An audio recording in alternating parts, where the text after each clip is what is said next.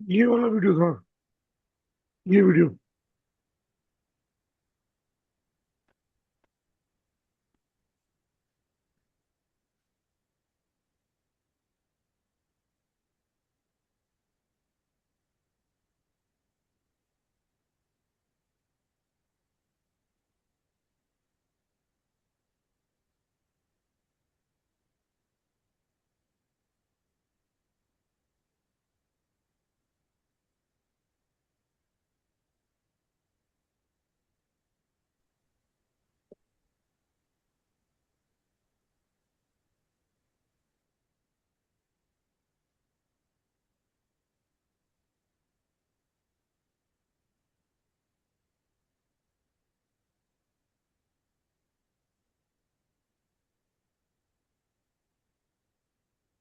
गीता का प्रदेश के ऊपर जो वीडियो शुरू से डाला है, और उसको रीड करेंगे और उसी के ऊपर चर्चा करेंगे, सत्संग करेंगे। ये वाला। 6 एपिसोड से कृष्ण अर्जुन को सिखा रहे हैं, आत्मा शाश्वत है, शरीर बदलता है, मेहनत कभी व्यर्थ नहीं जाती। लेकिन कृष्ण एक और काम भी कर रहे थे, चुपचाप। वो एक मार्ग का खाका खींच रहे थे, बिना उस मार्ग का नाम लिए। आज वो बात बदलती है। आज कृष्ण उस मार्ग को नाम देते हैं। आज वो श्लोक कहते हैं जिसे गीता का सबसे अधिक उद्धृत किया जाने वाला श्लोक माना जाता है। महात्मा गांधी के लिए भी गीता संदेह और निराशा के समय गहरा सहारा थी।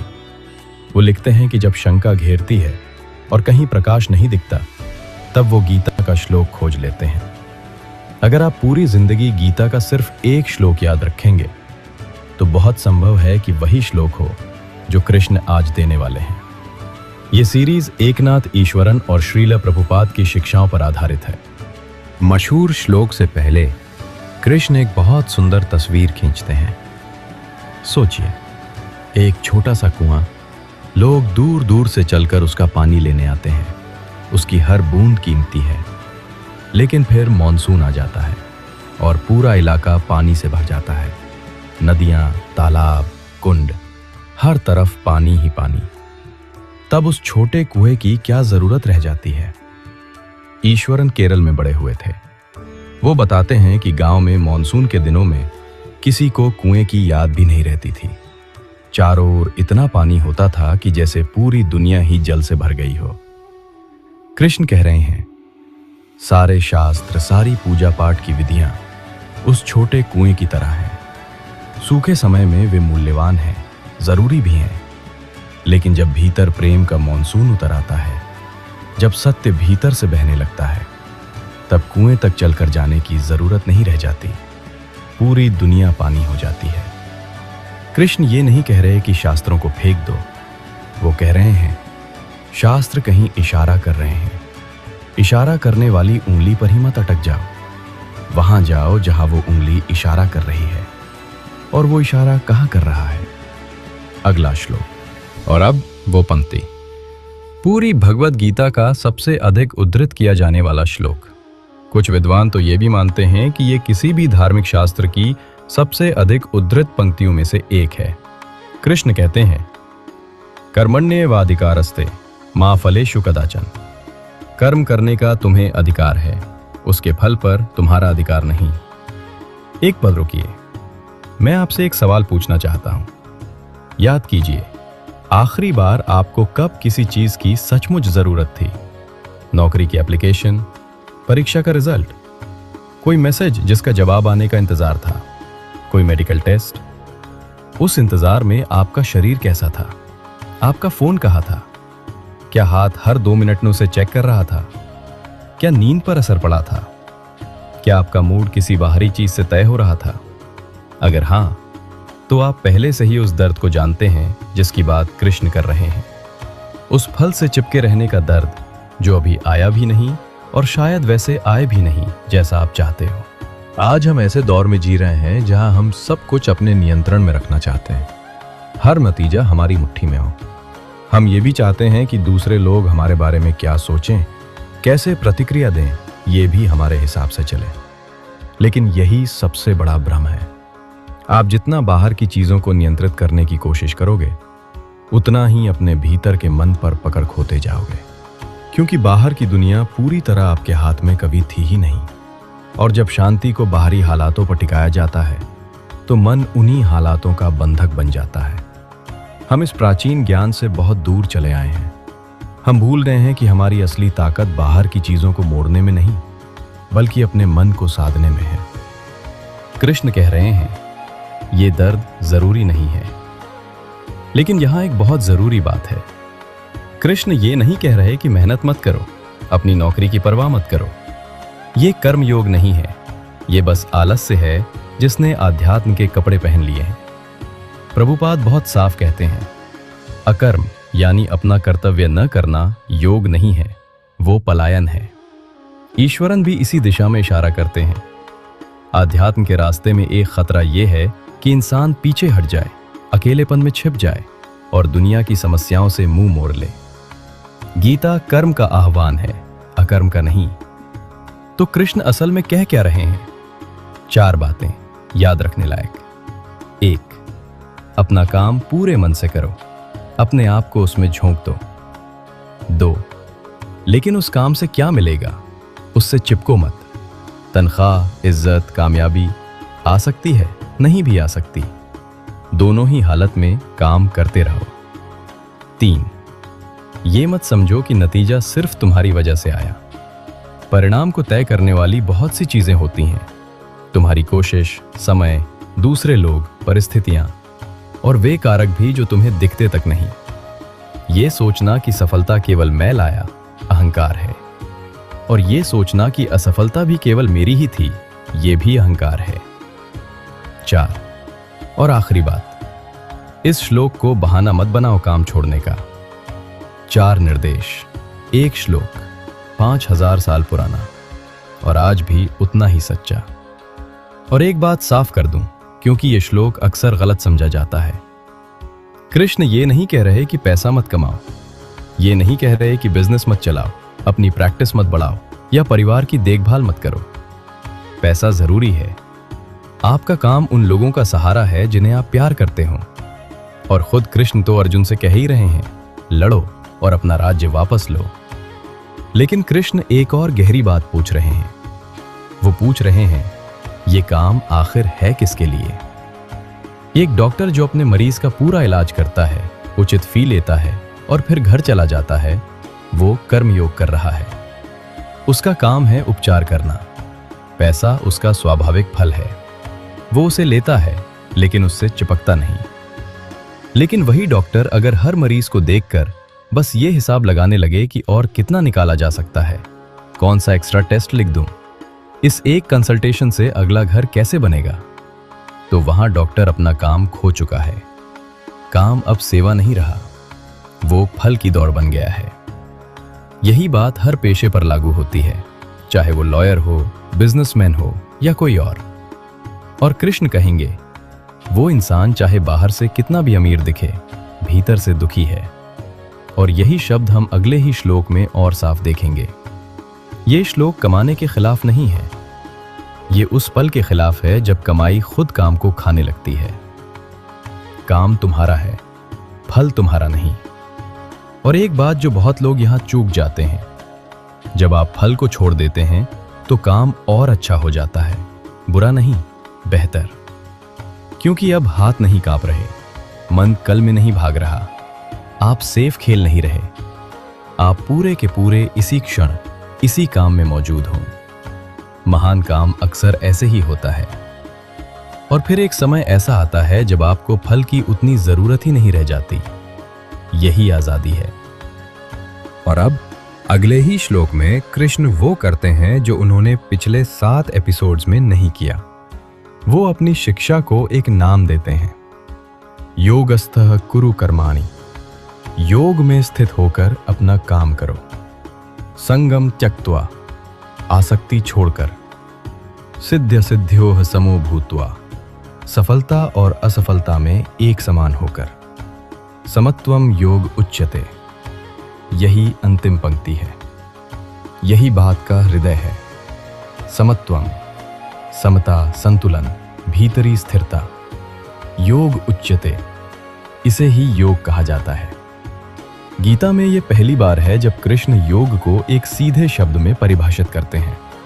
वो शब्द है समत्वम, मन की समता। योग सिर्फ चटाई पर किया जाने वाला आसन नहीं है। योग केवल संगीत नहीं है। योग कोई खास भोजन या खास कपड़े भी नहीं है। कृष्ण कहते हैं योग समत्व है। वो मन जो ऊपर नीचे के झूलों में बेतहाशा नहीं डोलता, जिसे प्रशंसा फुला नहीं सकती और आलोचना गिरा नहीं सकती, जो जीत और हार दोनों को एक ही स्थिर हाथों में थाम सके। यही योग है और यही कृष्ण इतने समय से सिखा रहे थे। अब कृष्ण के शब्दों का क्रम देखिए। वो ये नहीं कहते पहले कर्म करो फिर सम हो जाओ। वो कहते हैं पहले सम हो जाओ फिर कर्म करो। योगस्तः कुरु कर्माणि, पहले योग में टिको फिर कर्म करो। क्योंकि अगर आप बिना समत्व के काम करोगे तो हर परिणाम आपको झकझोर देगा। हर ईमेल आपकी शांति छीन लेगा। आप तूफान में उड़ते पत्ते जैसे हो जाओगे। लेकिन अगर आप समत्व से कर्म करते हो, एक ऐसे केंद्र से जो पहले से स्थिर है, तो परिणाम आपको हिला नहीं सकता। तब काम एक आनंद बन जाता है और फल का मोह ढीला पड़ने लगता है। आप भीतर से आजाद होने लगते हो। यही कृष्ण का कर्म योग है। सिर्फ निष्काम कर्म नहीं, बल्कि भीतर से टिके हुए निष्काम कर्म। पहले योग फिर कर्म। आप शायद सोच रहे होंगे कृष्ण बात तो बहुत सुंदर है, लेकिन इसे असली जिंदगी में जिया कैसे जाए? दफ्तर में, डेडलाइंस के बीच, बिल्स के बीच। मैं आपको एक आदमी की कहानी सुनाता हूं। वो अपनी जेब में एक भगवत गीता रखता था पूरी जिंदगी। उसे अपनी स्पिरिचुअल डिक्शनरी कहता था। वो कहता था, जब भी मुझ पर शंका छा जाती है, जब भी निराशा सामने खड़ी हो जाती है, मैं ये किताब खोलता हूं और कहीं ना कहीं मुझे समय पर जवाब मिल जाता है। वो आदमी थे मोहनदास करमचंद गांधी, और उन्होंने सिर्फ इस श्लोक को पढ़ा नहीं, 2.47 उन्होंने उसे जीने की कोशिश की, हर दिन। ईश्वरन एक कहानी सुनाते हैं जो मुझे बहुत प्रिय है। एक बार एक ब्रिटिश अदालत में एक जज ने गांधी से पूछा, आपका काम क्या है? ज्यादातर लोग कहते हैं वकील या समाज सेवक या नेता। गांधी ने एक ही शब्द कहा, रेजिस्टर। बस एक शब्द, पूरा इंसान। जरा सोचिए, इस शब्द का मतलब क्या है? रेजिस्टर वो है जो जब जिंदगी उसके सामने कोई गलत हालत रखती है तो चुप नहीं रहता। वो बस एडजस्ट नहीं करता, वो पीछे धकेलता है। लेकिन यही कर्मयोग की बात है। वो गुस्से से पीछे नहीं धकेलता, अहंकार से नहीं, जीतने की हवस से नहीं। वो इसलिए पीछे धकेलता है क्योंकि उसके भीतर कुछ ऐसा है जो गलत के सामने चुप रह ही नहीं सकता। काम ही उसका पुरस्कार है। चाहे सफलता मिले या ना मिले, वो अगले दिन फिर वही करेगा। यही समत्व है कर्म में, यही कर्मयोग है। 1915 में गांधी दक्षिण अफ्रीका से हिंदुस्तान लौटे। देश लगभग 200 साल से गुलाम था। बहुत कम लोग मानते थे कि हिंदुस्तानी कभी आजाद हो सकते हैं। ब्रिटिश साम्राज्य की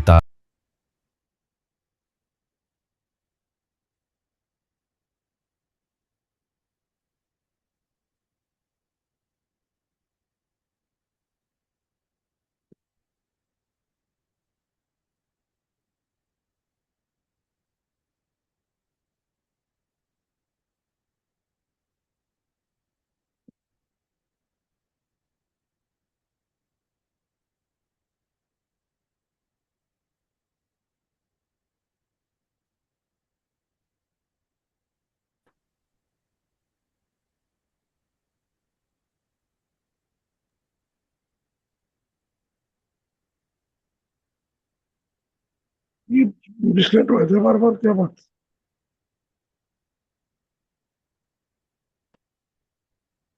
स्वाति मैम, कोई छेड़ रहा था क्या? ये क्यों डिस्कनेक्ट होकर होता है? मेरी रिकॉर्डिंग चालू हुई है।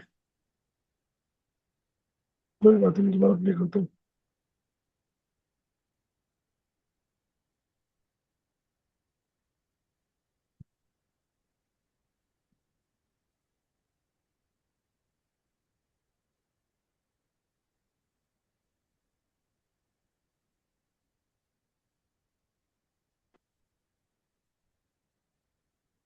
धोती पहनकर जेब में गीता रखकर कहा, हम आजाद होंगे एक गोली चलाए बिना।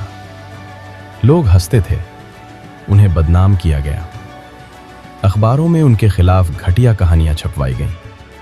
उन्हें नादान कहा गया, पागल कहा गया, खतरनाक कहा गया।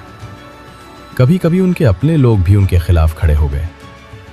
ईश्वरन कहते हैं, इन सब के बावजूद गांधी ने अपने उद्देश्य पर भरोसा एक बार भी नहीं खोया, एक बार भी नहीं।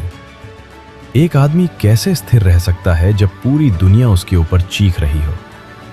जवाब है कर्मयोग। गांधी को एक गहरी बात समझ में आ गई थी, काम मेरा है, लेकिन हिंदुस्तान की आजादी मेरे हाथ में नहीं है।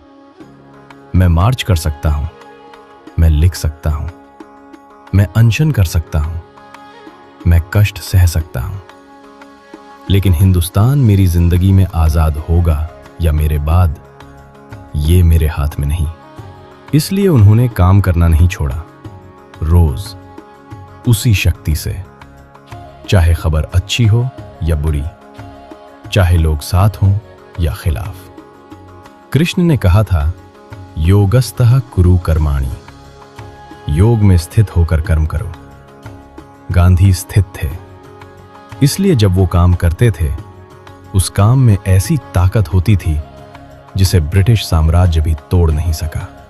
इसलिए नहीं कि उनकी कोई बड़ी फौज थी, बल्कि इसलिए कि उनका भीतर अडिग था। और फिर 30 साल से भी कम समय में एक ऐसा देश जो 200 साल से गुलाम था, आजाद हो गया, एक गोली चलाए बिना। गांधी ने उसके बाद का सब कुछ नहीं देखा। आजादी के कुछ ही महीनों बाद उनकी हत्या हो गई। लेकिन कर्मयोग की बात यही है, उन्हें सब कुछ अपनी आंखों से देखना जरूरी नहीं था। काम हो चुका था, फल देश के हिस्से में जाना था। उन्होंने तो बस कर्म मांगा था। यही है 2.47, जब कोई इंसान उसे सचमुच जीता है। और एक बात ईश्वरन और जोड़ते हैं, गांधी ऐसे पैदा नहीं हुए थे। वो एक शर्मीले लड़के थे जो अपना पहला केस हार गए थे। उन्हें ट्रेन से बाहर फेंका गया। उन्होंने गलतियां की और सार्वजनिक रूप से उन गलतियों के लिए माफी भी मांगी। वो कर्मयोगी वैसे ही बने जैसे हर कर्मयोगी बनता है, एक पल में नहीं, बल्कि एक एक छोटे सही कर्म से। एक छोटा सा सही काम, बिना किसी उम्मीद के, फिर एक और, फिर एक और। अगर वो एक शर्मीले असफल नौजवान से शुरू कर सकते थे, तो आप भी कर सकते हो, मैं भी कर सकता हूं। कृष्ण एक और श्लोक के साथ अपनी बात आगे बढ़ाते हैं। वो कहते हैं, जो इंसान फल के लिए बेचैन रहता है, वो भीतर से दरिद्र और दुखी होता है। लेकिन जो बुद्धि योग से काम करता है, साफ, स्थिर और संतुलित मन से, वो वैसा दुख नहीं भोगता। दुखी, कृष्ण यही कह रहे हैं। ऐसे लोगों को शांति नहीं मिलती, रात को नींद नहीं आती, और जब उन्हें डर लगने लगता है कि चाही हुई चीज नहीं मिलेगी, तो वे गलत रास्तों की ओर भी मुड़ सकते हैं। आपने ऐसा इंसान देखा है? शायद कभी कभी। वो इंसान हम खुद ही होते हैं। तो कल सुबह आप क्या करोगे? आपको गांधी नहीं बनना, नौकरी छोड़कर आश्रम नहीं जाना। गीता आपसे ये नहीं मांग रही। गीता बस ये मांग रही है, कल जब आप काम करने बैठो तो काम करो। काम की चिंता नहीं, काम। जब ईमेल भेजो, जितना अच्छा भेज सकते हो भेजो। फिर लैपटॉप बंद करो, माँ के पास जाओ। रिप्लाई बार बार चेक मत करते रहो। जवाब आएगा या नहीं आएगा, वो अब तुम्हारा काम नहीं है। जब परिवार के लिए खाना बनाओ, पूरे मन से बनाओ। ये हिसाब मत रखो कि किसने थैंक्स कहा। खाना बनाना तुम्हारा काम है, थैंक्स मिलना जरूरी नहीं। जब नौकरी करो ऐसे करो जैसे इस समय दुनिया में बस यही काम है, और जब मीटिंग खत्म हो जाए तो उसे सचमुच खत्म होने दो। उसे अपने सीने में उठाकर घर मत ले जाओ। यही कर्मयोग है, पहाड़ की गुफा में नहीं, आपके ड्राइंग रूम में। और अब कृष्ण का आज का आखिरी तोहफा। आप इसमें फिसलोगे बहुत बार। कल सुबह आप सही भाव से शुरू करोगे और 11 बजे तक फोन आपको खींच लेगा। आप किसी नतीजे के लिए बेचैन हो जाओगे, किसी छोटी सी जीत पर फूल जाओगे, किसी छोटी सी हार पर टूट जाओगे। ठीक है, यह भी ठीक है। एपिसोड 6 याद रखिए, इस मार्ग पर कोई मेहनत व्यर्थ नहीं जाती। हर बार जब आप फिसलते हो और फिर धीरे से वापस काम में लौट आते हो, आपने योग किया। वो अभ्यास कहीं गया नहीं, वो हमेशा के लिए जुड़ गया। आप और मैं कल सुबह से शुरू कर सकते हैं। ये सीरीज बनाई है गौरव बंसल और उनके 10 साल के भतीजे समर्थ ने, जो कृष्ण से बहुत प्यार करता है। हमारे लिए गीता सिर्फ किताब नहीं है, ये जिंदगी जीने का तरीका है। अगर आज की बात दिल तक पहुंची हो तो अगले श्लोक के लिए सब्सक्राइब कीजिए। तब तक याद रखिए, काम आपका है, फल आपका नहीं। योग में टिकिए, फिर कर्म कीजिए, और जब फिसले वापस लौट आइए। यही कर्म योग है, यही कृष्ण का आज का उपहार है।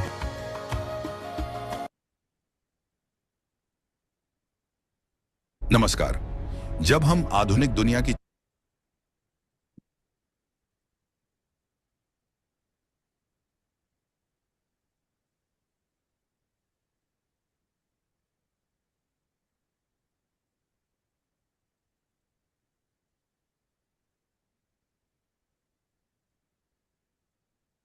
बहुत ही सुंदर वीडियो बनाया।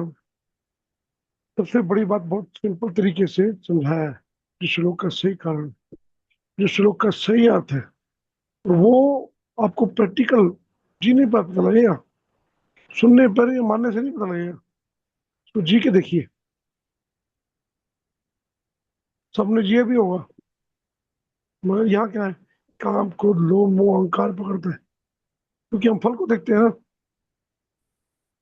और श्री कृष्ण ने स्पेशल बोला है, फल को देखना ही नहीं है, कर्म करना है ईमानदारी से। हम वो जो कर सकते हैं वो करना चाहिए, जो नहीं है हमारे हाथ में हम उसकी तरफ जाते हैं। फिर क्या होता है, नहीं मिलता दुख होता है, मिल गया तो सुख होता है। सुख और दुख दोनों ही भटकाने हैं, दोनों ही आपको आपको आपकी चेतना को नहीं चले जा रहे हैं।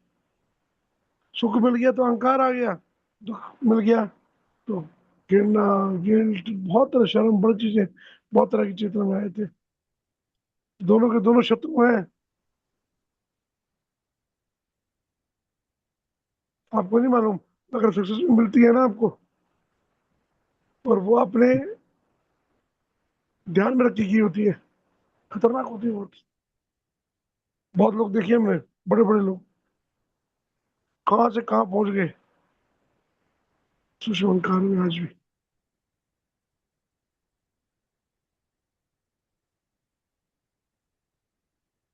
मैं बड़ी बात नहीं करता हूँ, कानों को हाथ लगाता हूँ आज भी।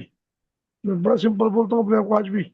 आज भी बोलता हूँ बड़ा सिंपल। मैं आज भी बोलता हूँ कि मैं बड़ा शिक्षक ना होकर मैं शिष्य हूँ। मैं सीख नहीं गया हूँ, क्योंकि मैं गुरु नहीं बना कभी। और बहुत से लोग ऐसे हैं जो आए हैं मेरे पास आके, बहुत बड़े बड़े गुरु बन गए, इतने बड़े बड़े गुरु कि दुनिया मानती है उनको, मगर आज भी फंसते हैं। तब भी मेरे को बोलते हैं, सर निकालो, फिर लौट के आते हैं। तो मैं देखता हूँ जर्नी की वो तो गई ऊपर काफी, मगर अभी फिर दोबारा इनको आना पड़ता है। कारण यही है, उन्होंने फल के अंदर आ गए, सूक्ष्म अहंकार के उसमें आ गए, सक्सेस पा ली। और बहुत से लोग ऐसे हैं जो फेल बहुत हुए। और जितने भी फेलियर मिलेंगे ना, बड़े फेलियर, बड़े आदमी वही होते हैं, बड़ा काम वही करते हैं। पता है आपको, किसी की भी आप हिस्ट्री पढ़ के देख लीजिए, जिसने दुख नहीं देखा ना, उसने बड़ी सक्सेस नहीं पकड़ी। सुख तो आपको रोक देता है, एक फ्रिक्वेंसी में रोक देगा, आपको आगे बढ़ने देगा ही नहीं, लर्निंग देगा ही नहीं आपको। जितना दुख बढ़ेगा, जितना स्ट्रगल बढ़ेगा, उतनी लर्निंग बढ़ेगी। और जितनी लर्निंग बढ़ेगी, उतनी आपकी सोच, आपका लेवल, आपकी सहन शक्ति, आपका नजरिया, आपकी दृष्टि, वो ज्ञान आ गया ना। ज्ञान ही दृष्टि है। वो ज्ञान जो एक्सपीरियंस से आया ना, दृष्टि, वहां पर बहुत बढ़िया ये श्लोक है। कर्म किए जाओ, फल को मत देखो, कर्म ईमानदारी से करना है। करके देखो, सब खत्म हो जाएगा, सब चिंताएं खत्म हो जाएंगी, सब सुख दुख से परे हो जाओगे। लर्निंग क्या अलग लेवल होगा।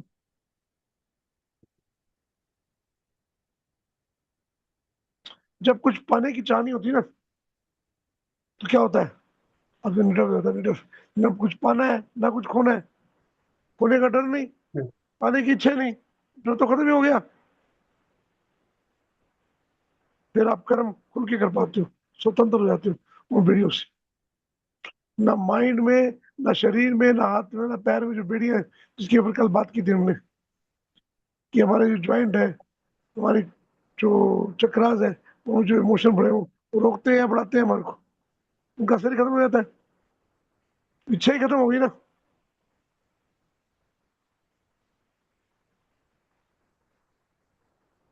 यहाँ पर क्या रहता है? यहाँ पर काम आता है ध्यान। आप उस कर्म को भी अगर ध्यान से करोगे, पूर्ण लगन से करोगे,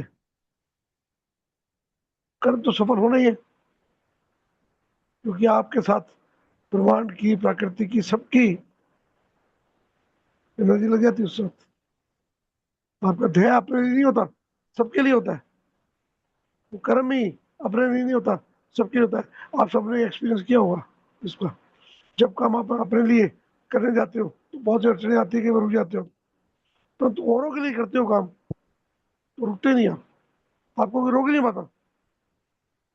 बड़े से बड़ा काम भी आप निर्भय होकर कर लेते हो। देखा है आपने करके ना, सबने किया होगा।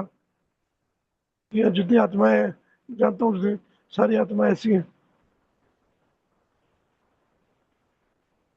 मानसी मैम, हमने जो काम किया आपकी को, आपके उसका वाला, ये हॉस्पिटल वाला, अगर हम फल की चिंता पे करते तो हो पाता? कितना बड़ा नहीं काम था सर, वो। बहुत बड़ा है, फल के बगैर किया तो पॉजिटिव है। कैसे हो गया? चुटकी से हो गया ना, आराम से। हाँ जी। सिर्फ इसलिए कि हमने वहां फल की कामना नहीं की थी। बड़े से बड़े काम को भी आप कर सकते हो। अनबिलीवेबल है सर, अभी तक मानने में नहीं आ रहा है। उसका रिजल्ट देखो, रिजल्ट भी मिला आपको, हाथों हाथ रिजल्ट भी मिला। बहुत तो बहुत यही बहुत होता है, बहुत तुरंत ही, यही होता है, तुरंत ही मिल यही गया होता सर, है, इंस्टेंटली। यही होता है। जब हम काम, बड़े काम करते हैं, कुदरत हमारे उसमें साथ देती है, कुदरत के लिए करते हैं, तो वहां पर फल की इच्छा मत करो। फल आपको रोक देगा, वो इच्छा आपको रोक देगी। और वो काम जिस गति से, जिस ऊर्जा से आपने करना है, वो ऊर्जा आपके पास नहीं आएगी। तो उसमें क्या आ जाएगा? या तो अहंकार आ जाएगा, या कोई गिल्ट या डर आ जाएगा। फिर वो काम नहीं कर पाओगे आप। इसीलिए श्री कृष्ण कहते हैं, कर्म करना तुम्हारे हाथ में है, उसको ईमानदारी से करो। इसीलिए मैं भी बोलता हूँ, ध्यान मत करो, ध्यान मत लगाओ, ध्यान की तैयारी करो।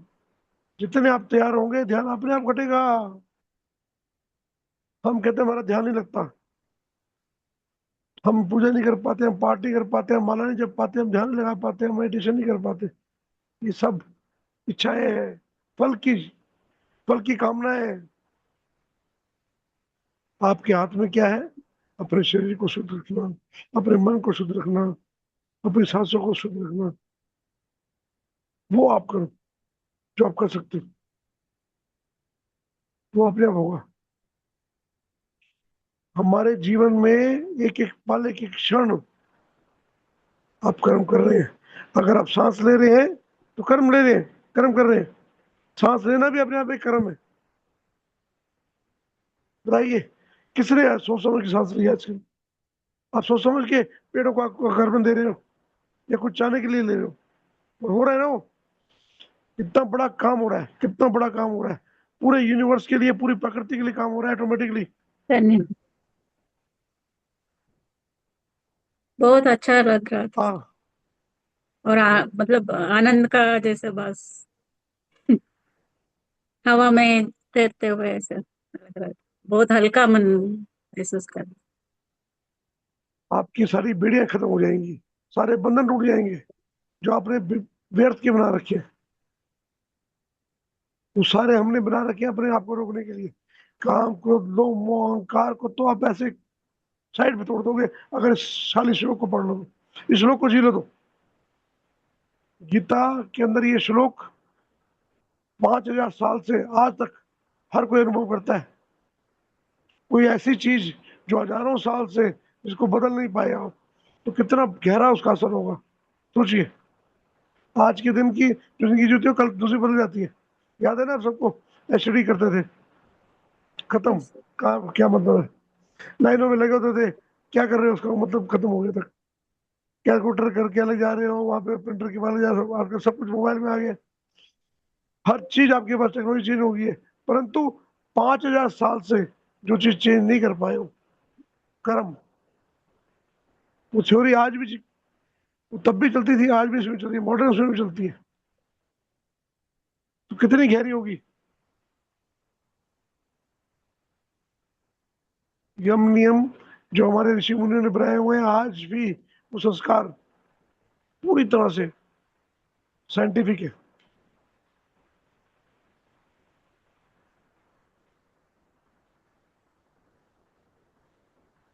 इसमें एक बड़ी सुंदर बात बोली, कौन बताएगा, क्योंकि हम सत्संग कर रहे हैं यहाँ पर। वो नहीं है कि मैं ही कर लेक्चर करूँ, सब क्या क्या समझ लिया, सबने इससे क्या क्या लिया इस वीडियो से, तो अपना अपना थोड़ा थोड़ा हल्का हल्का एक एक पल देंगे, बताएंगे। बताओ कौन शुरू करेगा, बताओ ये वीडियो से क्या सीखा हमने। समानता से रहना, समतत्व में रहना, और फल की अपेक्षा नहीं करना। बहुत सुंदर बताया है। समता, समत्व में क्या है, उसका मतलब क्या हुआ, कैसे रहोगे आप। जैसे भी सिचुएशन रहे उसको ऑब्जर्व करना है और जस्ट रहना है। इसके लिए मना किया है। कर्म करने के बाद समझाना चाहिए, पहले आपको सम्मान होना है, पहले आपको समत्व में आना है, फिर कर्म करना है। ये उल्टा कर रहे हो आप, उससे नहीं सीखना है, पहले अपने आप के योग से अपने अंदर समता लानी है, अपने अंदर सरल बनना है, फिर उसके बाद वो कर्म करना है। थोड़ा फर्क है समझने में। जो आप बोल रहे हो वो कर्म करने के बाद हुआ है, कर्म करने के बाद नहीं, पहले ये करना पड़ेगा। पहले पहले धारणा कर लेना है। नहीं, धारणा से भी नहीं होगा, धारणा से भी नहीं होगा। मुझे तीन बताइए पॉइंट सूरज, समझ आए इसमें। बताइए बताइए सर। पहली पॉइंट तो ये है कि स्थिर रहो आप, शांत और स्थिर, मन में स्थिरता लाओ। दूसरा, जागरूक रहो काम करते वक्त। और थर्ड पॉइंट ये लगा कि प्रेजेंट टाइम में जियो आप। जो प्रेजेंट टाइम में काम कर रहे हो उसको अच्छे से मन से करो, बाकी भूल जाओ आप। काम करके अब फॉरगेट इट, तो वो अपने आप होता रहेगा। ये जी तीन पॉइंट मेरे को लगे। जी। चलो, अच्छा बताया सूरज सर ने। और भी कुछ इसमें, अभी और भी कुछ है, अभी और भी है हाँ, इसमें। और कौन ऐड करेगा, और कौन ऐड करेगा, बताओ, बताइए। सत्संग में आइए, अपने कैमरे खोलिए, आइए ना। डॉक्टर पूजा है, मंजूषा मैम है, कविता मैम है, गरिमा मैम है, स्वाति मैम है, सब बड़े बड़े अच्छे अच्छे माइंड, अच्छे अच्छे एक्सपीरियंस बैठे हुए हैं। मानसी मैम है, बोलिए आप, वरुण सर बोलिए। हाँ जी सर, नमस्कार जी। नमस्कार, नमस्कार। अपने आप को समता समान कैसे बनाओगे, अपनी चेतना को समान कैसे बनाओगे। योग का क्या मतलब है, तो योग भी बताया स्पेशल, योग में रहना है। योग का मतलब भी बताया, बड़ा बहुत सुंदर। चार पांच चीजें इसमें बहुत ही सुंदर बताई गई है, जो कि आपके जीवन में अगर उसमें जी लो ना, तो आपको जीवन जीना आ जाएगा। अब अभी समता के ऊपर बात कर रहे थे हम। समता के ऊपर बताइए, कैसे सम करेंगे अपने आप को? अभी चेतन को सम कैसे करेंगे? 3 तो बताए अभी सूर्य सर ने। इसमें कौन ऐड करेगा? मनुष्य में बोलिए, ऐड योग कीजिए। योग तो करनी है, स्थिरता है कि योग का मतलब बताया समता। अलग से। समता मतलब एक रस स्थिति जो बोलते हैं। आप सब में समान रहना, रहोगे, सब में रहना। समान यानी आपको, संतुलन। अगर आप कामयाब हुए, सक्सेस हुए, तो आपको कोई खुशी नहीं। और अगर आप अनसक्सेसफुल हुए, नाकामयाब हुए, तो कोई दुख नहीं। कोई दुख सम। नहीं, समत्तम। फल की चिंता करनी नहीं है, यस। खाली कर्म करना है, फल की चिंता नहीं करनी। कैसे रहोगे? सब इसके लिए समझाया योग। योग, योग कैसे करोगे? योग का मतलब वो नहीं बोल रहा मैं प्राणायाम कर रहे बैठे हो आप, या वो कर रहे बैठे हो। योग यहाँ पे कर्मों का योग बोला है, या चेतन का योग बोला है। अभी चेतन में सफाई करते जाओ तो योग करते जाओ। कैसे? और सफलता भी आपको योग कराती है, सफलता भी आप पे योग कराती है। स्थिति प्रज्ञा, प्रज्ञा में रहना। प्रज्ञा भी शब्द अपने आप में बड़ा अच्छा है। पता है, प्रज्ञा सब सेम हो गया ना। प्रज्ञा और समता ही की बात होगी ना। मेरा प्रश्न ये है कि उसमें कैसे रहना है, कैसे करेगी उसको? हाँ सर, यही हमें पूछना है कि जैसे अभी कोई सिचुएशन ऐसी है जिसमें हमें खुश नहीं होना है लेकिन हम खुश हो रहे हैं, और हमें पता है ये गलत है, हमें इसमें नहीं पढ़ना है, हमें नहीं खुश होना है, लेकिन अंदर से खुशी हो रही है कि ऐसा हो रहा है तो अच्छा लग रहा है। इस सिचुएशन से कैसे क्या करना है?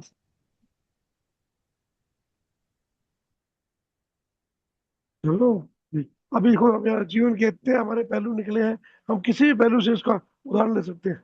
परंतु मैं चाहता हूँ भी सबने क्या क्या सीखा, क्योंकि सबने इसके बीच में अपनी लाइफ देखी होगी। हर किसी ने अपने एक्सपीरियंस देखे होंगे। जैसा उसने एक्सपीरियंस किया है, उसने डाला होगा उसमें अपनी लाइफ को पूरा नरेशन किया होगा। ये वीडियो ऐसा है, ये वीडियो, ये गीता ऐसी है, एक एक श्लोक में आप अपनी लाइफ को देखते हो, आप कैसे जीते हो, मैंने तो अपने कैसे ऑफिस में इसको काम, फील। लाइफ में काम इसी पे ही किए। काम करके छोड़ के आया था वहीं पर छोड़ के आया था घर, चाहे जितना भी काम किया घर देखो, पे नहीं ये भी कभी। ये बात भी स्पेशल बोली है इसमें। इसके चक्कर में ये मत सोच रहे काम छोड़ के आया हो, वो भी नहीं। नहीं, छोड़ के नहीं, अपनी जो काम किया अपनी ऑफिस को घर पे नहीं लेके। जिम्मेदारी जिम्मेदारी से भागना नहीं है, ये स्पेशल उसने नहीं, बोला है जिम्मेदारी इस से नहीं वीडियो भागे, में। जिम्मेदारी से नहीं भागे, जिम्मेदारी से नहीं भागे। जो फल की चिंता नहीं की उसकी भी, मेरे को इस पर्पज के लिए काम करना है, फल के लिए, या मेरे को प्रमोशन देखो, मिले। अगर मैं वो चाहता था बहुत कुछ हो सकता था, ले सकता था, परंतु उस ऑब्जेक्टिव नहीं से काम नहीं किया। सूरज सर देखिए, हम कई बार बोलते बहुत कुछ है, मगर वो असली में होता नहीं है। खाली बोलने से नहीं होता, उसको मानना, और मानने से भी ज्यादा बोलूंगा, उसको जानना बहुत जरूरी है, समझना बहुत जरूरी है उसको। हम खाली बोल के कहते कि भाई मैं तो यहाँ व्रत कर रहा हूँ, आज मैं व्रत कर रहा हूँ, अंदर जाके चुपचाप वहां पे देखा, यार ये चाट पड़ी हुई है, थोड़ी टच करके देखता हूँ, ओहो भूल गया मैं तो, मेरा व्रत है। बराबर व्रत थोड़ा ना, कोई बात नहीं, किसने देखा है, चल गया। छोटी छोटी चीटिंग करते हैं अपने आप से, छोटे छोटे विचारों में, तो आपको पता भी नहीं लगता कब विचार ऐसे आ जाते हैं माइंड में। हमारा माइंड इतना, मन हमारा इतना चंचल है, इतना खतरनाक है, उसमें तो विचार का समझ ही नहीं आता विचार कब आ जाए। और दुर्विचार हम पहले पकड़ते हैं, नीच विचार हम पहले पकड़ते हैं, नेगेटिविटी को खुद पकड़ते हैं। नेगेटिव आप नहीं पकड़ते, तो क्वेश्चन की वजह से पहले आते हैं वो खुद। शरीर के अंदर, मैंने बताया ना, लेफ्ट पैर में कर बताया था आपको मैंने, वहां नेगेटिव विचार जाते हैं। नेगेटिव विचार तो ऑटोमेटिक जाते ही हैं, वो तो फ्लो में चल ही रहा है। वहां पर कैसे कर रहे हैं, उस फ्लो को कैसे रनिंग रखना है, मैंने समझाया था ना आपको, याद आई मेरी बातें? दो किनारे हमेशा पकड़ने एनर्जी के, एक उदारता और एक कृतज्ञता। संत की परिभाषा जो मैंने कल बताई आपको, 5 आपको वो सारे गुण अपने अंदर देखने हैं, जगाने हैं। उसमें रोज कुछ ना कुछ योग करना है, योग। और योग करने का बड़ा अच्छा उदाहरण दिया है गीता में, कि जो भी आप करते हो चाहे सफल होते हो या असफल होते हो, अपनी चेतना में योग करते हो। आप अगर एक सीढ़ी चढ़े हो तो सीढ़ी से उतरे नहीं हो, एक सीढ़ी चढ़े हो। अगर असफल हुए तो भी एक सीढ़ी, दो सीढ़ी, जब वापसी आते हो दोबारा गिरते भी हो तो तुम उससे नीचे नहीं जाओगे। कुछ ना कुछ योग होता है, आपकी चेतना में विकास होता है। उस विकास को अवेयरनेस से विकास कीजिए और उसमें संत के 5 गुण जरूर पकड़िए। जब वो बनेंगे, आप पूर्ण संत अपने आप को मानना नहीं है, जानना है। किसी को दिखाना नहीं है, खुद को फील कराना है। किसी को दिखाने के लिए संत नहीं बनना, अपने कर्मों में उतारने के लिए बनना। देखो सारे कर्म कैसे होते हैं, निष्काम कर्म भी होंगे, निष्काम सोच भी होगी, वृद्धि भी होगी, और जैसे ध्यान आएगा, ध्यान के साथ ज्ञान तो ऑटोमेटिक आता है। ध्यान की छाया है वो ज्ञान। आपको रास्ते मिलते हैं, यूनिवर्स आपको साथ देता है।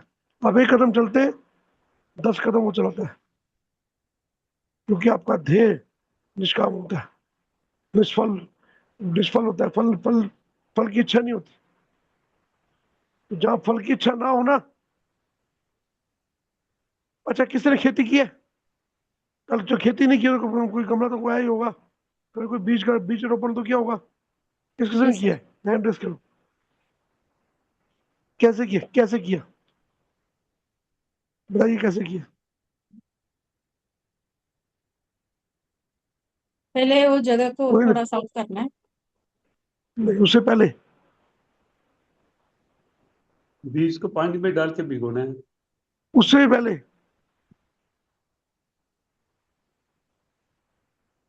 बीज पहले तो लाना है। सर, बीज सोचना है बीज कि लाना है। उगाना है हमने। करीबन में बीज लाना है, उससे भी पहले तो हमें वो सोचना है कि मिट्टी हमें का बीज गुण कैसा उगाना है सोचना है, देख, मिट्टी का गुण सोच कैसा है सोच देख। सोचने से भी सोचते पहले, हैं पौधा लगाना है। सोचने से भी पहले, लगाने का सोचने से भी पहले। जो कितने गहरे गए ना, सबके सब गहरे गए ना। कर्म तो बड़ा दूर रह गया, फल भी बड़ा दूर रह गया।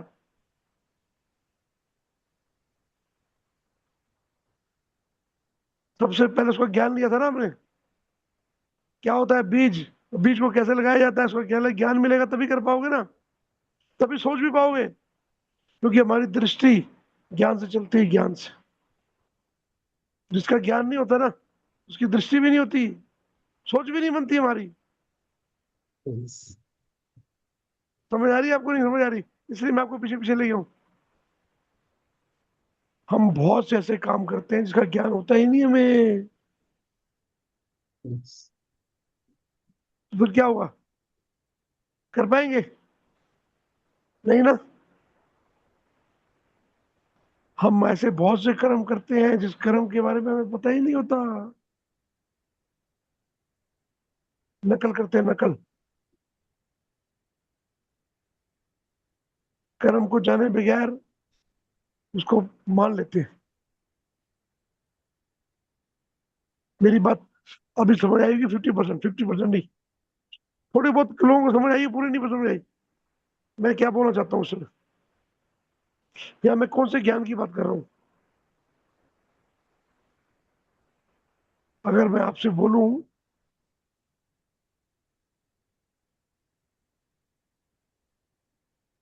कैलाश पर्वत की चोटी पर शिव भगवान बैठे हैं, तो आप क्या बोलोगे? आप सबने मान लिया ना, मगर आज तक उस पर्वत पे कुछ चढ़ नहीं पाया, कुछ चढ़ नहीं पाया ना। तो किसने देखा शिव को? क्या प्रमाण है उसका? आप कैसे चढ़ोगे, आप कैसे प्राप्त करोगे शिव को? बोलिए।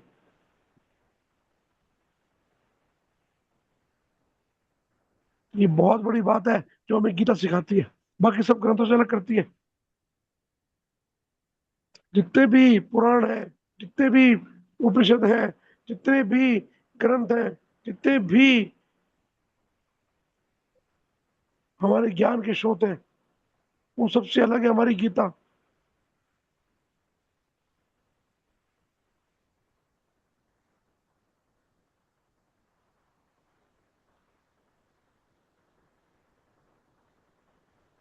चलो छोटा सा इसका उदाहरण में जाता हूँ आपको। याद है ना प्रसंग, कई बार मैंने सुनाई बात बात मैंने कई बार हमारे बीच में हुई है, जब श्री कृष्ण ने पांडवों का घमंड दूर करने के लिए एक बार किया था, तो उन्होंने बोला था, क्वेश्चन किया था कि आप हम सबको तो बहुत साथी हो, हमारे साथ रहते हो, परंतु आप कर्ण को बहुत मानते हो, क्यों? तो उन्होंने बोला था, मैं क्या बोल रहा हूँ, तसली बताएगी। उन्होंने 3 पहाड़ सोने के सामने खड़े कर दिए। ये 3 पहाड़ है, लोगों में बांटने हैं, इन गाँव में, ये 3 गाँवों में बांटने हैं, बांटो। तो नहीं, पांडव नहीं बांट पाए थे ना, और कर्ण ने मात्र 2 क्षण लगाए और बांट के चला गया।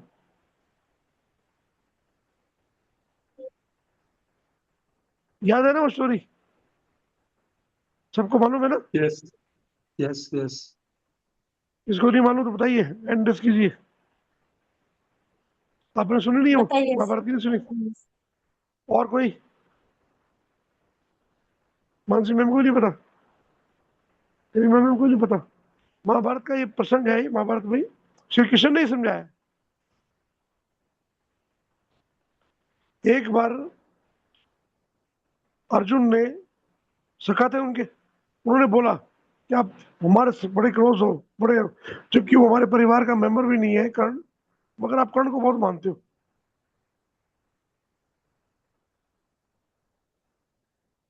कहते कर्ण को इसलिए मानते हैं कि वो आत्मा ही ऐसी। नहीं, ऐसा कैसे बात करते हो, हम भी सब दिव्य हैं। अहंकार था, तो अहंकार मिटाने के लिए श्री कृष्ण ने लीला रची।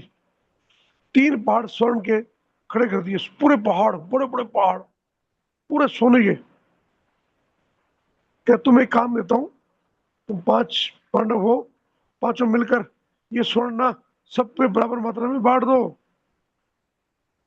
ये 3 आपके नहीं है, ये इसका एक एक कण, एक एक पूरा पूरा पहाड़ आपने नहीं लेने, ये सारा का सारा बांटना है इन 3 गांवों में। कोई भी पर्टिकुलर गांव थे, उनको बना दिया, इन सबको इन सब में बांट दो। तो उसमें क्या मुश्किल है? अब लाए जी फावड़े और वो शुरू हो गए, अब लगे भरे, और बंदों को लाइन लगी, लोगों की लाइन लगी, लोग आते गए, भरते गए, देते गए। अब 1 घंटा हो गया, 2 घंटा हो गया, शाम हो गई, सुबह शाम हो गई, अभी भी थक गए। वो पहाड़ कहीं ले, पहाड़ का तो 1%, 2% भी नहीं खत्म हुआ। कौन कर रहा है? पहले अर्जुन कर रहा था, वो थक गया, फिर दूसरा युधिष्ठिर कर रहा था, वो थक गया, भीम जैसा बलवान भी थक गया, नकुल सहदेव भी थक गए, थक के आ गए प्रभु के चरण। प्रभु ये काम थोड़ा मुश्किल है, ये तो बड़ा संभव लग रहा है। इतने बड़े 3 पहाड़ खड़े कर दिए आपने हमारे सामने, 3 पहाड़ कैसे कटेंगे? ये तो बड़े साल लग जाएंगे हमारे। कहता भी रुको, कर्ण को बुलाया गया। कर्ण आया बड़ा विनम्रता से, बोलो केशव, क्या हुक्म है मेरे लिए? तो ये 3 पहाड़ हैं स्वर्ण के, ये बांटने हैं, इनको बांट दीजिए। तो बस इतना सा काम, ये काम आपके लिए तो क्षण मात्र का है, इसके लिए मुझे क्यों बुलाया आपने? यहाँ बहुत तो कर रहे थे। नहीं नहीं, आप, ये आपके हाथ से करवाना है, आपके हाथ से होना है, कि जैसे आपकी इच्छा। गया वो, सारे के सारे गांव वालों को बुलाया, जितने गांव वाले सबको बुलाया, भाई जी सबको बोला, मित्रों, सखाओं, सबको अनुमोदित करते हुए बोला, ये सब प्रभु ने आप सबको दिया है, ये 3 पहाड़ आप सबको दिए हैं, आप सब मिलकर इसको बांट लो। तो सारे 3 गांव के लोग, जितने भी लोग थे, हजारों लोग थे, सबके सब लगे, वो 3 पहाड़ खत्म कर दिए उन्होंने। वो 1 सेकंड में हाथ जोड़ के चला गया, ना वो थका, ना उसको परिश्रम करना पड़ा। क्यों? क्योंकि अहंकार नहीं था कि मैं बांट रहा हूं, उसे बोला प्रभु ने दिया है। उन्हें दिया। और वहां वहां पर वही पांडव जो थे, वो क्या कर रहे थे? मैं बांट रहा हूँ, मैं दे रहा हूँ। वो खुद खोद भी रहे हैं, कुड़ार से खोद भी रहे हैं, निकाल रहे हैं, खुद अहंकार में फंस गए। हम हम आ गया कि मैं, और वो कर्ण नहीं बोला, कर्ण ने वो शब्द बोले ये प्रभु ने दिया है, सब देने वाले वो है। अपना बांट लो, खत्म। उसको कोई मतलब नहीं उससे, क्योंकि ना मेरा उसमें कोई मेरा कोई पार्ट है, ना मुझे कुछ चाहिए। देने वाले प्रभु हैं, लेने वाले आप हो, काम खत्म। यहाँ पर काम हुआ बिना फल के, बिना फल की इच्छा के। निष्काम कर्म ये कर्म है, ये सिखाते हैं श्री कृष्ण। कहते हैं ये है उसकी उच्च चेतना, ये है सम। उसको नहीं फर्क पड़ता, 3 पहाड़ खड़े हो गए, कोई लालच नहीं हुआ। 3 पहाड़ बांट दिए, कोई फर्क नहीं पड़ा उसको। वो है कर्ण, तो कर्ण बनना है, कर्ण। कर्म करो, फल की इच्छा नहीं करनी। तो कर्म इतना बड़ा काम भी हो जाएगा जब फल की इच्छा नहीं करोगे। तो फल की इच्छा करोगे, हाँ मुझे चाहिए, मुझे उससे अहंकार चाहिए, मुझे को नाम चाहिए कि मैंने बांटा, तो फिर नहीं कर बांट नहीं पाओगे आप। इतने बड़े बड़े 5 पांडव जो बड़ा बड़ा काम, असंभव काम भी कर लेते थे, वो नहीं 3 पहाड़ बांट पाए। तो क्यों? अहंकार आ गया उनके अंदर, बीच में अहंकार आ गया। तो जहां आसक्ति, देखो बड़ा अच्छा शब्द बोला इन्होंने,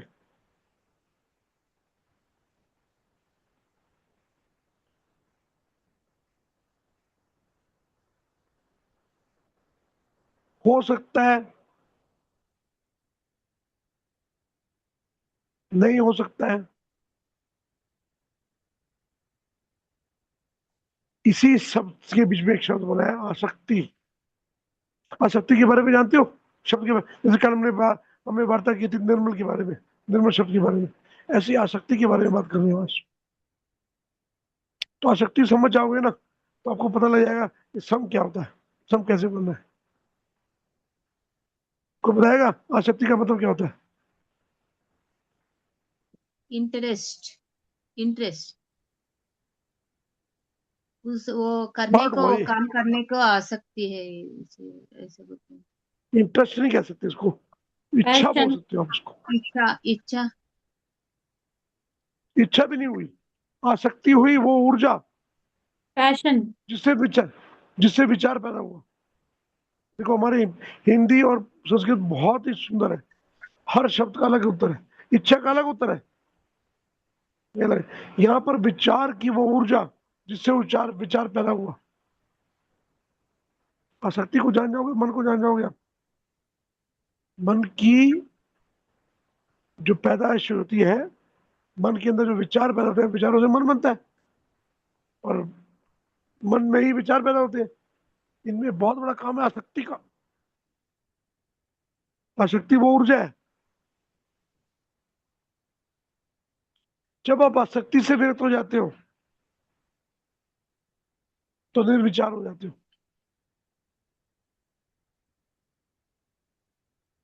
वो स्टेज होती है आपकी ध्यान की।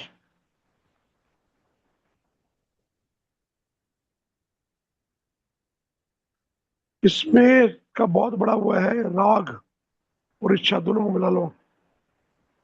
राग, द्वेष, काम, क्रोध, लोभ, मोह, अहंकार, ये जलन, ये सब इसकी वजह आसक्ति की वजह आते हैं, पता है आपको? सबके सब। आसक्ति अपने आप में बहुत बड़ा शब्द है।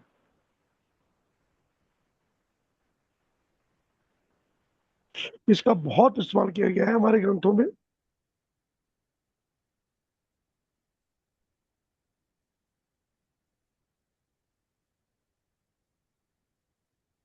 इस आसक्ति शब्द को अपने जीवन में और अपनी चेतना में देखो एक बार, तो आंखें बंद करके देखो यार, देखो, अनुभव कराता हूँ तुम्हारे आज। कैमरा ऑन करो, सारे कैमरा ऑन करो, एक बार देखो उसको। आसक्ति का जो मैंने भी मतलब बताया आपको, इसमें सब तरह की इच्छाएं की ऊर्जा आ गई, जिससे इच्छा उत्पन्न होती है। काम, क्रोध, लोभ, मोह, मद, अहंकार,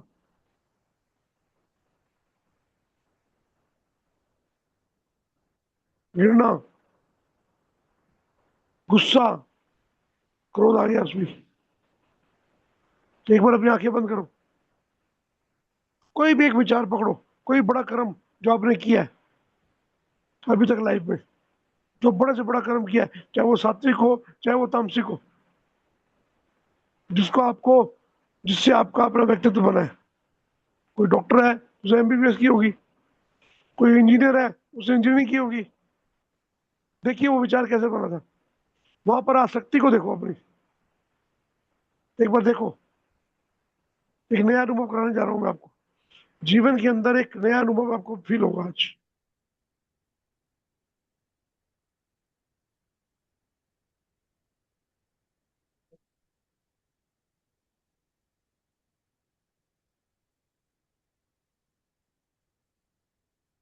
चाहे कोई माँ बनी है तो भी बहुत बड़ा काम है, वो भी विचार।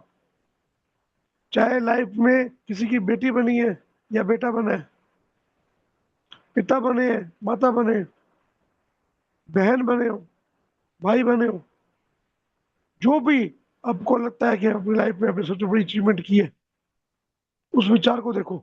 और उस विचार की उत्पत्ति के टाइम पर अपनी आसक्ति को देखो, कौन सी आसक्ति से वो शुरू हुआ। अपने जीवन में झांको,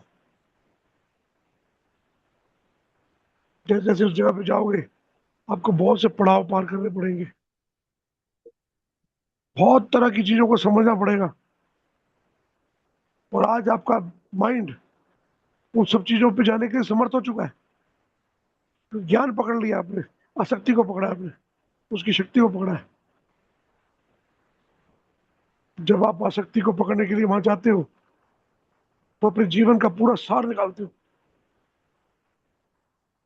मैं कमियों को ढूंढने की बात नहीं कर रहा हूँ, ये कमी नहीं देखनी आपने। सबसे पहले जाना है शुरुआत में, जहाँ बीज देने से पहले, जैसे मैंने किया था अभी, आप जहाँ से ज्ञान लिया था आपने, वहां जाओ। जहां पर ये विचार बना था वहां जाओ, जहां से विचार शुरू हुआ था वहां जाओ, जहां से ज्ञान प्राप्त किया था आपने वो कर्म करने का, वहां जाओ। उस आसक्ति को पकड़ो, तब जानोगे आप।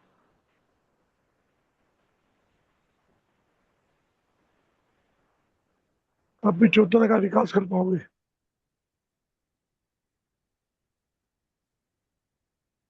एक शांति में जाओगे,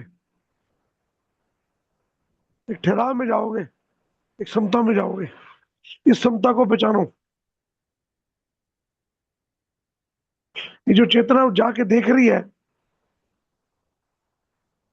उस चेतना को भी देखना है आपने, अपने आप को देखते हुए भी देखना है। जो पीछे जाकर अपनी लाइफ में झांक रहा है, उस मोमेंट को, आसक्ति को, उसको भी देखना है आपको।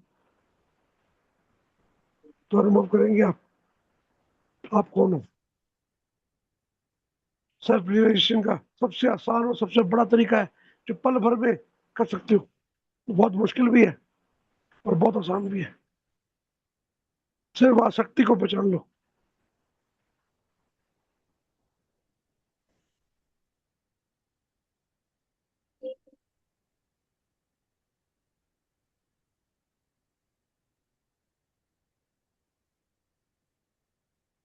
ये ठहराव में, इस ठहराव को जानो। ये ठहराव में जहाँ रुके हो ना, यहाँ रुक के देखो थोड़ी देर के लिए, थोड़े समय के लिए यहाँ रुक जाइए, ठहर जाइए। ये वो शिव है, ये वो साक्षी है जिसको आप ढूंढ रहे हो।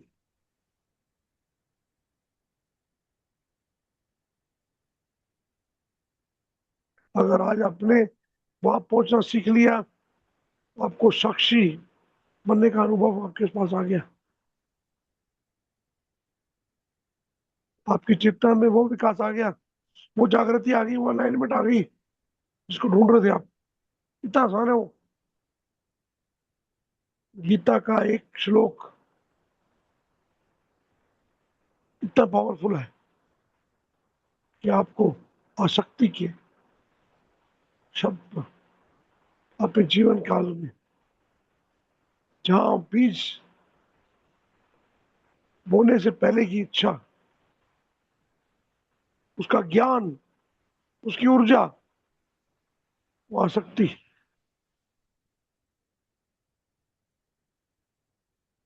आप देखेंगे आपकी सांसें रुक गई हैं, बिल्कुल स्लो हो गई है।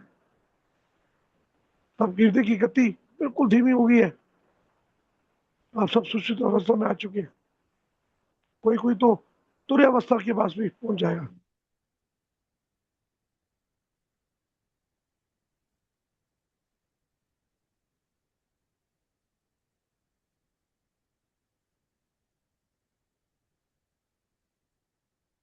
इसी में जीना सीखो, इसी में कर्म करना सीखो, इसी स्टेज को जानो। ये चेतना के स्तर को अपने अंदर गहराई से पकड़ लो, इसी में रहना है।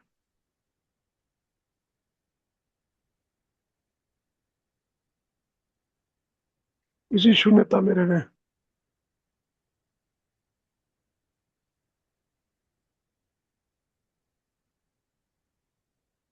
अपने कुरुक्षेत्र का, अपने शिव का धन्यवाद कीजिए कि आज आपको वो दर्शन कराए। वो अपनी चेतना के वो आयाम, वो डायमेंशन जिस पर रहकर अब कोई भी कर्म बिना किसी फल के, बिना किसी फल की इच्छा के,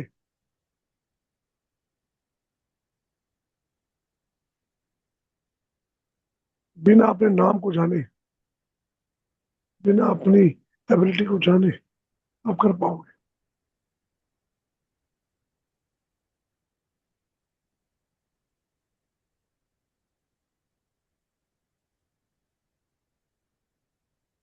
यहीं पे रहिए और मैं आपको एक साउंड सुना रहा हूं, इसके साथ ही ये साउंड भी सुनना है।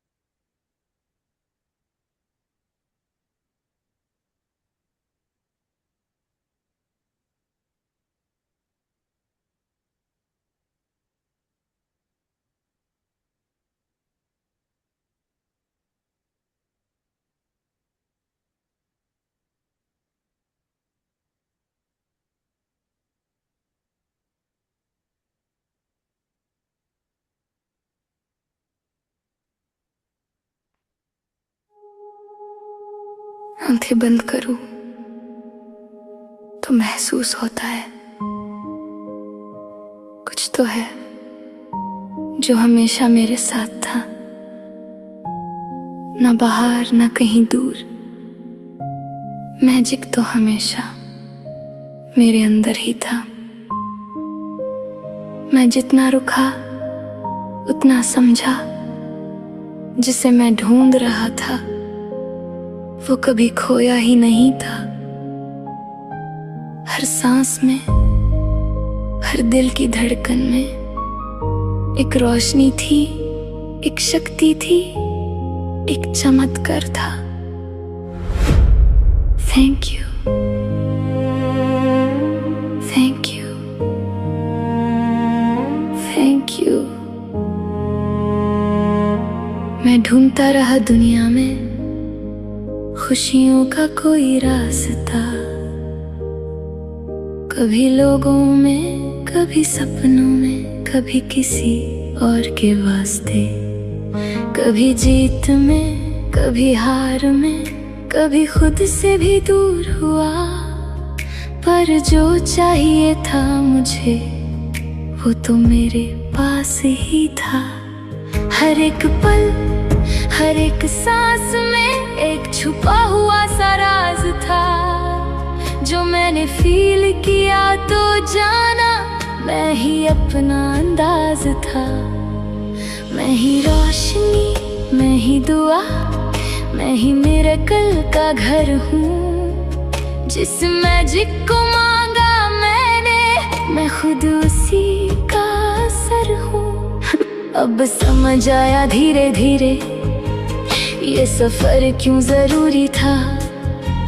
जितना मैंने थैंक यू बोला, उतना लाइफ ने मुझे दिया। जितना शुक्र उतना नूर, जितना ग्रैटिट्यूड उतना जरूर। मैजिक कभी खत्म नहीं होता, ये मेरे अंदर रहता है। हर थैंक यू जो दिल से निकले, वो मिरेकल्स बन जाता है। ग्रैटिट्यूड मेरा पावर है, यही मेरी असली के है। जितना शुक्र मैं करता हूँ, उतनी लाइफ इजी होती है। मैजिक मेरे वर्ड्स में है, मैजिक मेरी सोल में है। जितना मैं बिलीव करता हूँ, उतना यूनिवर्स क्लोज है। सुबह की रोशनी में भी एक नया सा एहसास है। हर छोटी सी चीज में भी अब ग्रैटिट्यूड का राज है। हवाओं का छूना भी ब्लेसिंग, पानी का बहना भी गिफ्ट। मेरी हार्ट बीट भी मिरेकल, मेरा होना ही अपलिफ्ट। दर्द भी अब दुश्मन नहीं, वो भी कुछ सिखा जाता है। हर गिरने के बाद मुझे और स्ट्रॉन्ग बना जाता है। आज मैं हर पल में देखूं छोटे छोटे चमत्कार। एक मुस्कान, एक रिश्ता, सब कुछ लगता उपहार। अब हर पल मैं कहता हूँ दिल से बस ये बात, thank you life for everything. तू ही मेरी सौगात। थैंक यू मेरे कल के लिए, थैंक यू आज के लिए, थैंक यू उन सपनों के लिए जो आ रहे हैं मेरी ओर। मैजिक कभी खत्म नहीं होता, ये मेरे अंदर रहता है। हर थैंक यू जो दिल से निकले, वो मिरेकल्स बन जाता है। मैं ग्रेटफुल हूँ, मैं मैजिकल हूँ, मैं ब्लेस्ड हूँ, मैं पावरफुल हूँ। जितना मैं शुक्राना फील करूँ, उतनी दुनिया चमकती है। ग्रैटिट्यूड के साथ जो जीता, उसकी किस्मत जगती है। थैंक यू उन लम्हों के लिए जिन्होंने मुझे तोड़ दिया। थैंक यू उन सपनों के लिए जिन्होंने मुझे जोड़ दिया। थैंक यू मेरी हर जीत के लिए, थैंक यू हर हार के लिए। आज मैं जो भी हूँ, मैं शुक्रगुजार हूँ हर एक बात के लिए। थैंक यू मेरी हीलिंग के लिए, थैंक यू मेरे पेन के लिए। क्योंकि हर एक्सपीरियंस ने ही मुझे मेरे मैजिक तक लाया है। मैजिक कभी खत्म नहीं होता, मैं ही अपनी रियलिटी हूँ। हर एक थॉट, हर एक फीलिंग, मैं ही अपनी एनर्जी हूँ। मैं अट्रैक्ट करूँ ब्लेसिंग्स, मैं क्रिएट करूँ लाइट, मैं चूज करूँ ग्रैटिट्यूड और सब हो जाए राइट। थैंक यू बोलूं हर एक पल तो जिंदगी मुस्कुराती है। ग्रैटिट्यूड के साथ जो जीता, उसकी दुनिया चमक जाती है। मैं मैजिक हूँ, मैं ग्रैटिट्यूड हूँ, मैं मिरेकल हूँ, मैं अबंडेंस हूँ। मैजिक मेरे अंदर है, मैजिक मेरे आसपास है, मैजिक मेरे हर थैंक यू में, मैजिक मेरी हर सांस में। थैंक यू पर ज्यादा थैंक यू, दिल से थैंक यू हर चीज के लिए। थैंक यू तो ये एंड नहीं है, ये एक नई बिगिनिंग है। मैजिक कहीं बाहर नहीं, मैजिक तो तेरे अंदर ही है। बस रुक, मैं महसूस कर, बिलीव कर, रिसीव कर और हर पल बोल thank you, thank you, thank you, thank you. जितना शुक्राना उतना मैजिक, जितना प्यार उतना नूर। मैजिक कभी खत्म नहीं होता, क्योंकि थर्ड मैजिक कभी हो।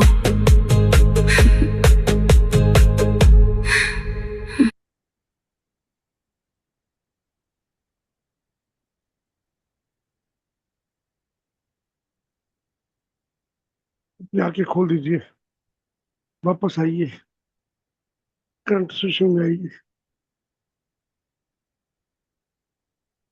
क्या अनुभव हुआ,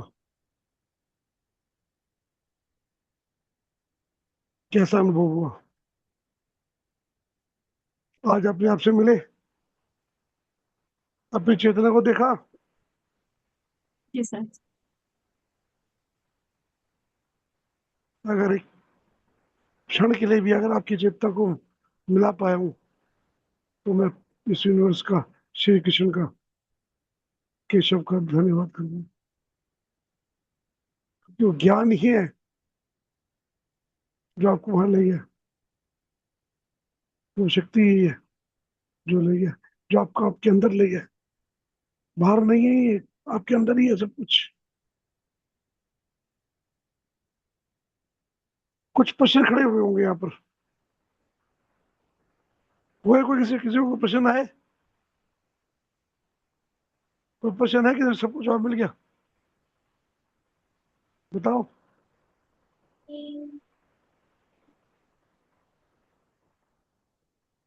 शर्म नहीं करनी, खुल के बोलो।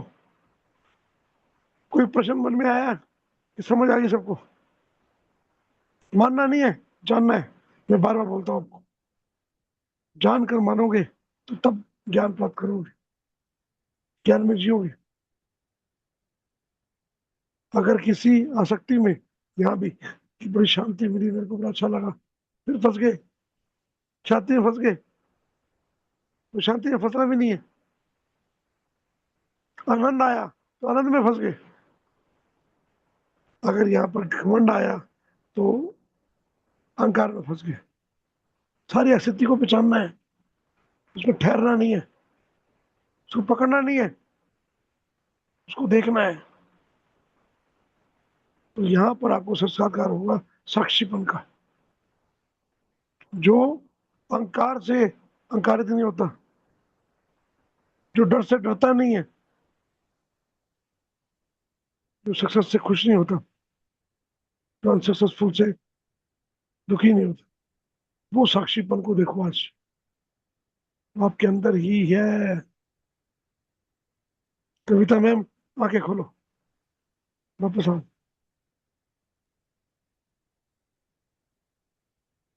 गरीब मैम, वापस आओ। सर हमने तो 3 लेडीजें देखी, 2 बार देखी, फिर चले गए। ज्यादा गहरा चलेगा।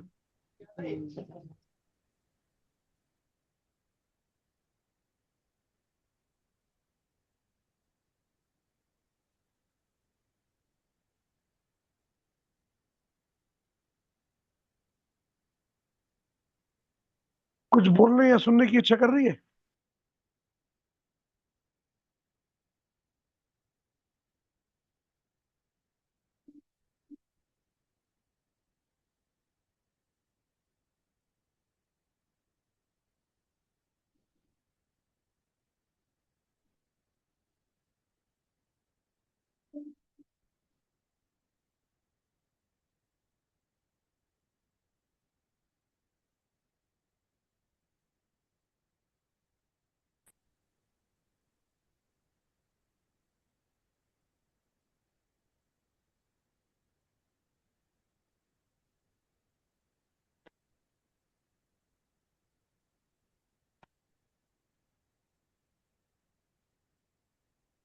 क्या इच्छा कर रही है सब सबकी, बताइए।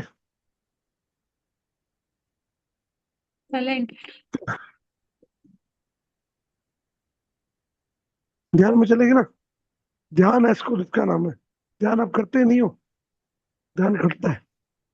सहज ज्ञान, सहज ध्यान।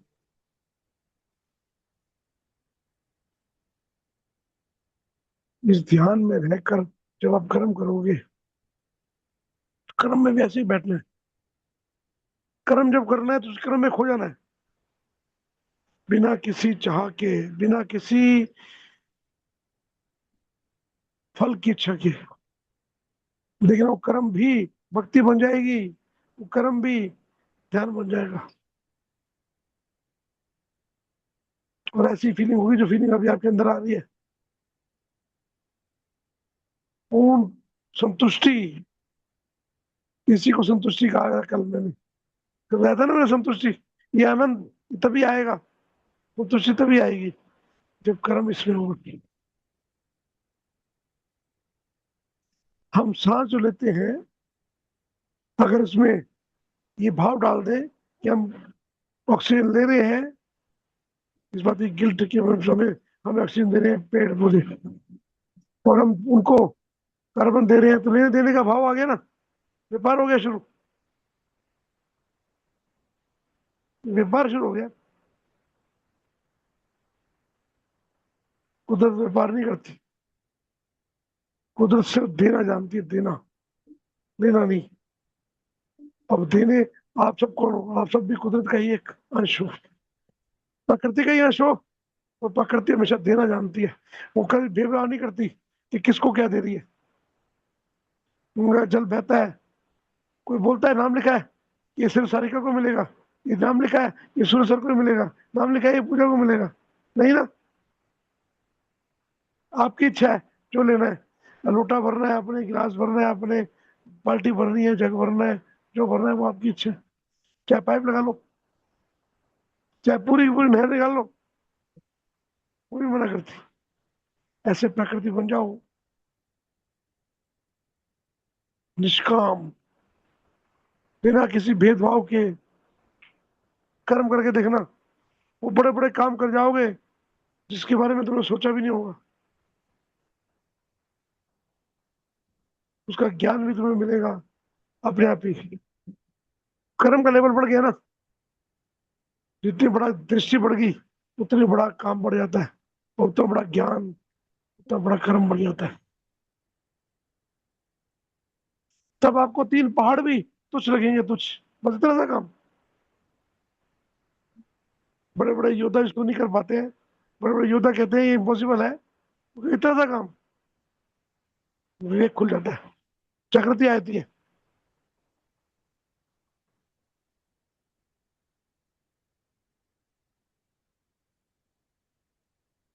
तब भी हम बैठे बैठे भी आप कैलाश के ऊपर शिव को देख पाओगे। जाने की जरूरत नहीं पड़ेगी कैलाश में, चढ़ने की जरूरत नहीं पड़ेगी उसमें।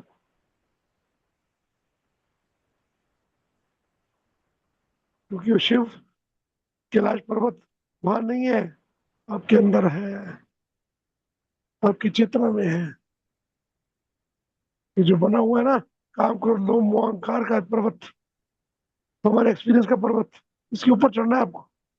इसके ऊपर चढ़कर इसके आपको दृष्टा बनना है, दृष्टा, जिसको फर्क नहीं पड़ता। इस शरीर में ना रह के, मन में ना रह के, बुद्धि में ना रह के, से अलग बाहर हो जाओ, जहां पर अपना शरीर में हो, ना मन में हो, ना बुद्धि में हो, ना आनंद में हो, परम से भी पर हो जाओ, फिर आपको परमानंद मिलेगा।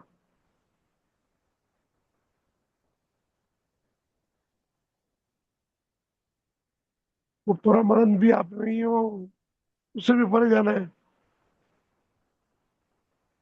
ये सब चीजें छोटी हैं आपके सामने, आपके अंदर वो मैजिक है।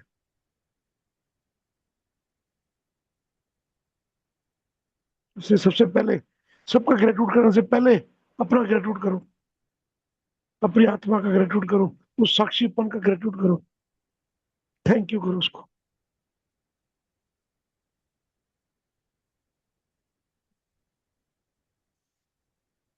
थैंक यू मेरी चेतना।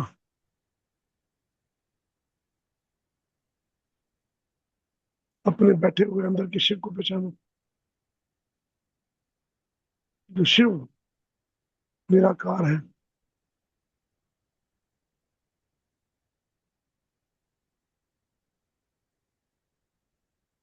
निर्गुण है, निर्मल है, शीतल है।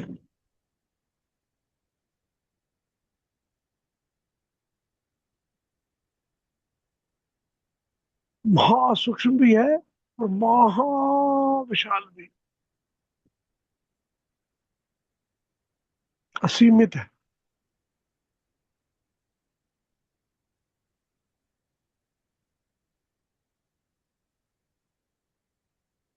परिपूर्ण है,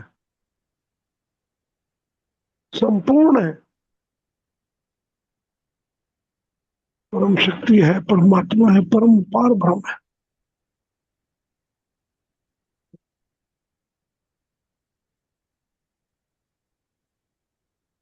इतना सरल है इसको पाना। और हम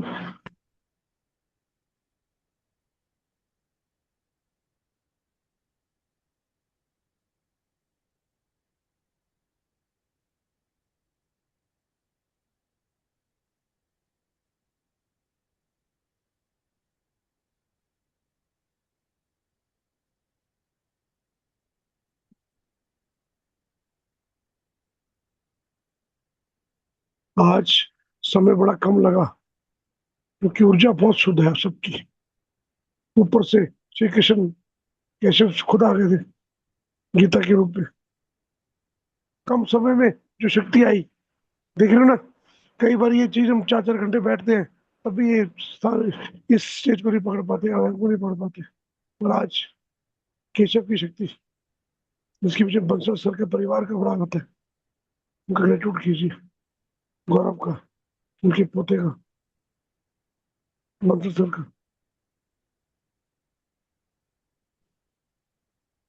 उस परमात्मा का, उस यूनिवर्स का जिसने हमें ये ज्ञान पहुंचाया। हमें एक एक आत्मा अंदर से फील कर रही होगी आज। जो स्टेज कई लोग कई जन्मों में नहीं पा पाते, कुछ क्षणों में आ जाती है। वो क्षण देने वाला ईश्वर।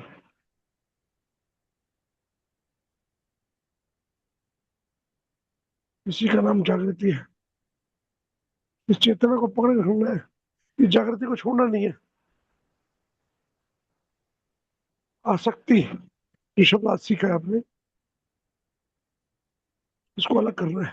हमेशा देखते रहना है, साक्षी बनना है इसका।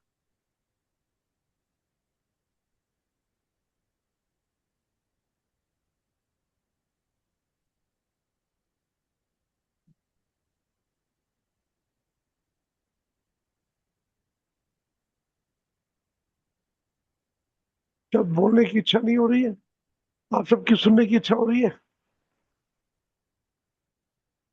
बोलिए।